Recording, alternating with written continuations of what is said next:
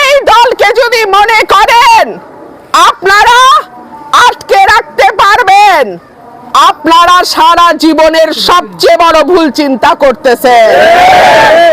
শেখ হাসিনা পারে নাই শত শত গুম, হাজার হাজার হত্যা আর লক্ষ লক্ষ মামলা দিয়েও আমাদেরকে ঘরে আটকায় রাখতে পারে নাই।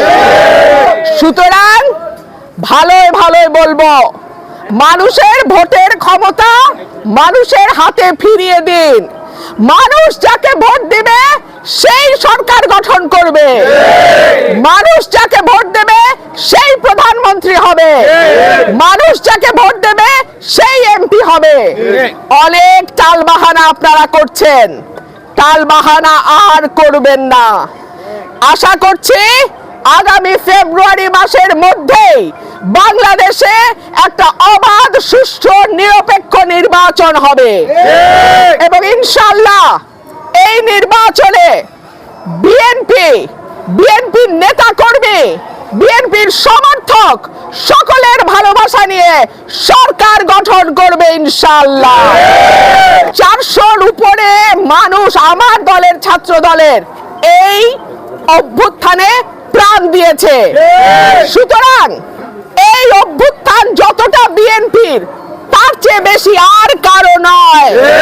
ফ্যাসিস্ট হাসিনার পুলিশ বাহিনী, ফ্যাসিস্ট হাসিনার গুন্ডা বাহিনী কিভাবে আমাদের নেতা কর্মী থেকে শুরু করে ছাত্র জনতা, সাধারণ মানুষকে গুলি করে পাখির মতো হত্যা করেছে।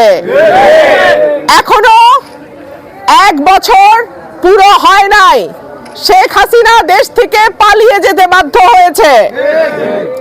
শেখ হাসিনা যে আজকে বাংলাদেশ থেকে পালিয়ে গেছে, আওয়ামী লীগের নাম নিশানা নাই, সেইটার প্রেক্ষাপট আমরা তৈরি করেছিলাম, বিএনপির নেতা কর্মীরা তৈরি করেছিল। দেশনেত্রী বেগম খালেদা জিয়া এবং আগামী রাষ্ট্রনায়ক জনাব তারেক রহমানের দিক নির্দেশনায় গত 15 বছর আমাদের উপরে শত রকম জুলুম হয়েছে, অন্যায় হয়েছে, আমরা ঘরে থাকতে পারি নাই, মামলার পর মামলা, জেলে যেতে হয়েছে, বাবা মারা গেছে, ছেলে আসতে পারে নাই, ছেলে মারা গেছে, বাবা দেখতে পারে নাই, এরকম হয়েছে না? আমাদের নেতা কর্মীদের গুম করে ফেলেছে। ইলিয়াস আলী, চৌধুরী আলম, হিরু, পারভেজ, কয়টা নাম চান?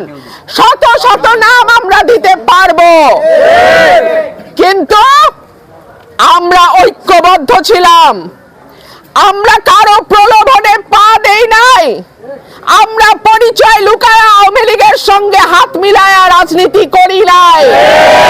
সুতরাং গত 15 বছর যারা আপোষের রাজনীতি করেছে, গত 15 বছর যারা ছাত্রলীগ, যুবলীগের ছোট ছোট পদে ঢুকে নিজেদের চামড়া বাঁচিয়েছে, তারা যেন দেশনায়ক জনাব তারেক রহমানকে নিয়ে কোনো কটূক্তি করার সাহস না রাখে।